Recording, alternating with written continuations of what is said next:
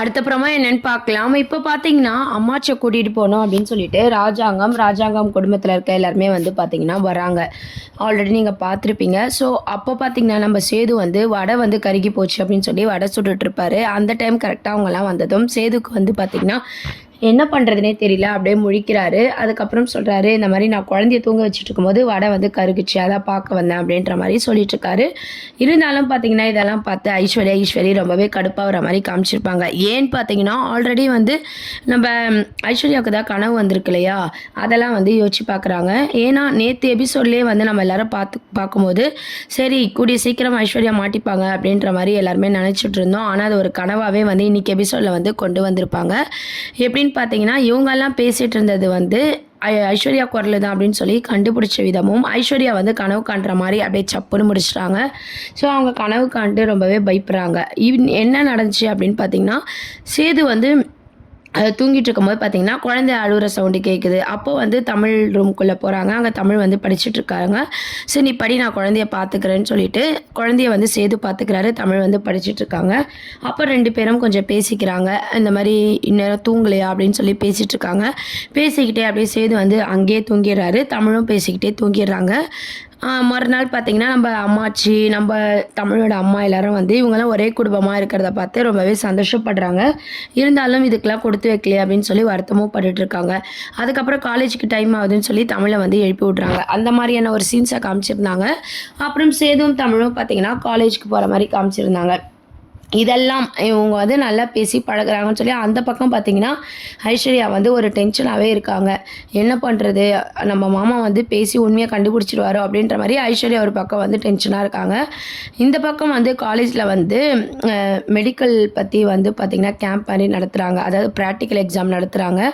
So எல்லாரோட blood குரூப்பை வந்து கலெக்ட் பண்ணி செக் பண்ணணும் அப்படின்னு சொல்லிட்டு, அப்போ தமிழ் வந்து பார்த்திங்கன்னா சேதுக்கு பிளட் எடுக்கிற மாதிரி ஒரு சுச்சுவேஷன் வந்து அமையுது. அப்போது சேதுக்கு வந்து பிளட் எடுக்கிற மாதிரி காமிச்சிருப்பாரு. அப்போ ஊசி குத்தாமே பார்த்தீங்கன்னா, அது ஒரு காமெடி சீனாக கொண்டு வந்திருப்பாங்க. சேது வந்து ஒரு பிளட் கொடுக்கறதுக்கு வந்து இவ்வளோ பயப்படுவாரா அப்படின்ற மாதிரி தமிழ்ச்செல்வியே நினைக்கிற அளவுக்கு பார்த்தீங்கன்னா, அவங்க வந்து பிளட் கொடுப்பாரு. ஸோ அந்த ஒரு சீன்ஸை கொண்டு வந்திருப்பாங்க. அப்போது அதுக்கப்புறம் பார்த்திங்கன்னா, நம்ம ஐஸ்வர்யா வந்து நம்ம சேதுக்கு கால் பண்ணுறாங்க. பண்ணி அங்கே நடக்கிறதெல்லாம் வந்து விசாரிக்கிறாங்க. அப்போது நீங்கள் தமிழ் கூட பேசுகிறீங்களா அப்படின்னு சொல்லி கேட்கும்போது, குழந்தைக்காக பேசி தானே ஆகணும், இது என்ன கேள்வி அப்படின்ற மாதிரி அவரும் சொல்லிவிட்டு, சரி நான் டைம் ஆகிடுச்சு, எக்ஸாம் முடிஞ்சிருச்சுன்னு சொல்லி நம்ம சேதுவும் பார்த்திங்கன்னா ஃபோனை வச்சுறாரு. இன்னொரு சைடு ராஜாங்க வந்து பார்த்திங்கன்னா அழுதுட்டுருக்காங்க. என்ன அப்படின்னு பார்த்திங்கன்னா, பாட்டிமா இருக்காங்க இல்லையா, பாட்டிமா வந்து இருக்கும்போது இந்த வீடு எவ்வளோ சந்தோஷமாக இருந்தது, எவ்வளோ நிம்மதியாக இருந்தது.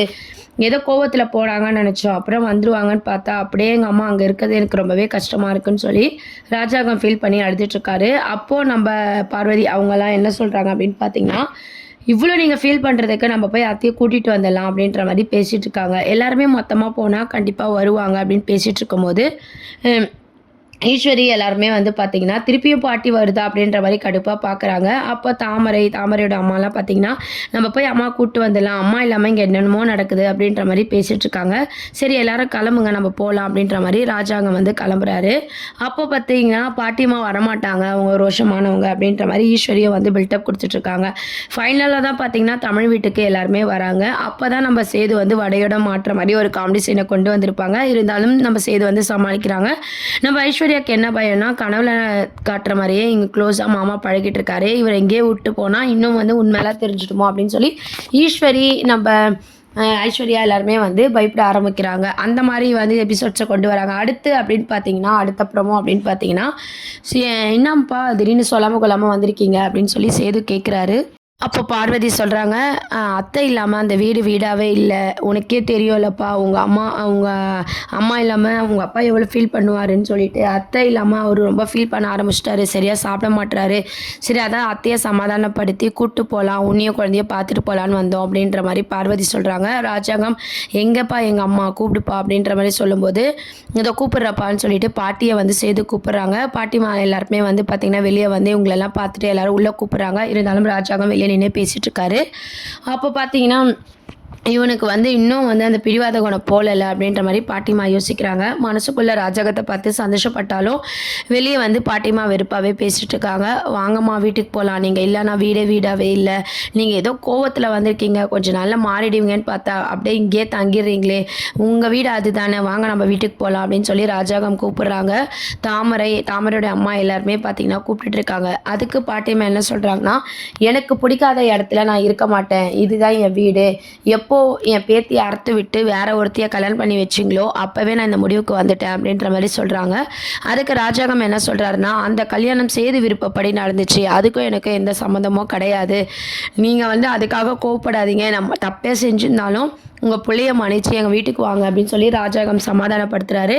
இருந்தாலும் பாட்டிமா பார்த்தீங்கன்னா, அந்த வீட்டுக்கு வந்து சில கண்ட்ராவியெல்லாம் நான் பார்த்துட்டு இருக்க முடியாது அப்படின்ற மாதிரி, நான் வரமாட்டேன் என்னை கம்பல் பண்ணாதன்னு சொல்லிட்டு போகிறாங்க.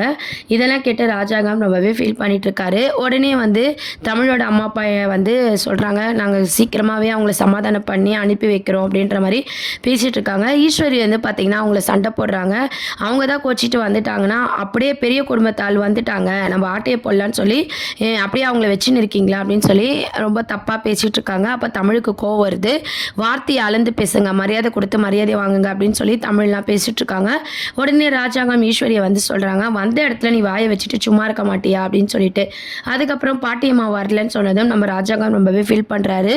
அப்புறம் சேதுவை கூப்பிட்றாரு, நீயாவது வரியாப்பா போகலாம் அப்படின்னு சொல்லிட்டு. இல்லைப்பா இன்னும் 2 நாள் இருக்குது, நான் குழந்தைய பார்த்துட்டு வரேன், குழந்தை தானே முக்கியம் அப்படின்ற மாதிரி சேதுவும் சொல்லிடுறாங்க. அப்புறம் எல்லாருமே வந்து சரிப்பா குழந்தை தானே முக்கியம், நான் அம்மா கூப்பிட்டு தான் வந்தேன், ஆனால் அம்மா தான் இப்படி சொல்லிட்டாங்களே அப்படின்னு சொல்லிட்டு ஃபீல் பண்ணி ராஜாங்கம் அங்கேருந்து கிளம்புறாரு. ஐஸ்வர்யா பார்த்தீங்கன்னா போகவே மனசு இல்லாமல் நம்ம சேதுக்கிட்ட போய் பேசுகிறாங்க. இதெல்லாம் தமிழ்லாம் பார்த்துட்டு தான் இருக்காங்க. நீங்களும் வந்துருங்க மாமா எங்கள் கூட, நீங்கள் எல்லாமே எனக்கு போர் அடிக்குது அப்படின்னு சொல்லும்போது, எத்தனை வாட்டி தான் ஐஸ்வர்யா அவனுக்கு சொல்கிறது, குழந்தைய தான் எனக்கு முக்கியம், குழந்தைக்கு பால் கொடுக்காம எதனா ஆயிடுச்சுடா என்ன பண்ணுறது, ஒரு 2 நாள் போட்டோம் எல்லாம் சரியாயிடும் அப்படின்னு சொல்லி சேது சமாதானம் பண்ணி ஐஸ்வர்யாவை அனுப்பி வைக்கிறாங்க. அப்போ தமிழை முறைச்சிக்கிட்டே ஈஸ்வரி வந்து காரில் ஏறி போகிறாங்க.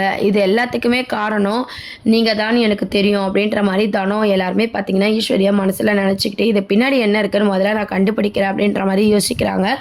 கடைசியில் பாட்டியம்மா வரல அப்படின்னு சொல்லிட்டு ராஜாங்கம் ரொம்பவே ஃபீல் பண்ணிட்டு இருக்காங்க. அதுக்கப்புறம் பார்த்தீங்கன்னா எப்பவும் போல் வந்து நம்ம தமிழும் சேதுவும் வந்து பேச ஆரம்பிக்கிறாங்க. தனத்துக்கு வந்து ஈஸ்வரி மேலே ஒரு சந்தேகம் வர மாதிரி காமிச்சிருப்பாங்க. இதுக்கு பின்னாடி இவங்க இருப்பாங்களோ அப்படின்னு சொல்லிட்டு தனம் அதை பற்றி தமிழ்கிட்ட பேசுகிறாங்க. அக்கா நீ உண்மையிலேயே அப்பாவுக்கு ஃபோன் பண்ணி பேசலையா அப்படின்னு சொல்லிட்டு. என்ன தனம் எத்தனை வாட்டி தான் நான் சொல்கிறது, நான் ஏன் பேச போகிறேன், நான் தான் பேசலன்னு சொல்லிட்டு இருக்கேன், அவங்க தான் என்னை நம்பலைன்னா நீயும் என்னை நம்பலையா அப்படின்னு சொல்லி தமிழ் சொல்லிட்டு இருக்காங்க. அப்போ அக்கா இந்த அளவுக்கு சொல்கிறானா இதுக்கு பின்னாடி ஏதோ நடந்திருக்கு, அதை முதல்ல நம்ம கண்டுபிடிக்கணும் அப்படின்ற மாதிரி தனம் வந்து யோசிக்க ஆரம்பிக்கிறாங்க. ஆனால் அந்த கனவுல வர சீன் வந்து ஒரு கனவாகவே கொண்டு வந்திருக்காங்க. இன்னும் 2 நாள் சேது இங்கே தான் இருக்க போகிறாரு. ஸோ அது மூலமாக தனம் எதனா சொல்கிறதுக்கு சேதுக்கு உண்மை புரியறதுக்கு சான்சஸ் இருக்கா அப்படின்றதெல்லாம் வெயிட் பண்ணி பார்க்க வேண்டியது இருக்குது. இப்போதைக்கு பார்த்தீங்கன்னா தமிழும் சேதுவும் மாற்றி மாற்றி புரிஞ்சிக்கிறாங்க. குழந்தைங்க 2மே ஒரே இடத்துல இருக்குது. இருந்தாலும் இந்த உண்மை வெளியே வருமா அப்படின்ற ஒரு மூமெண்ட்டோட பார்த்தீங்கன்னா கதையை வந்து கொண்டு போகிறாங்க. அடுத்து என்ன ஆக போகுதுன்னு சொல்லி வெயிட் பண்ணி பார்ப்போம். நிறைய அப்டேட்ஸ்க்கு சேனலை சப்ஸ்கிரைப் பண்ணுங்கள். தேங்க்யூ.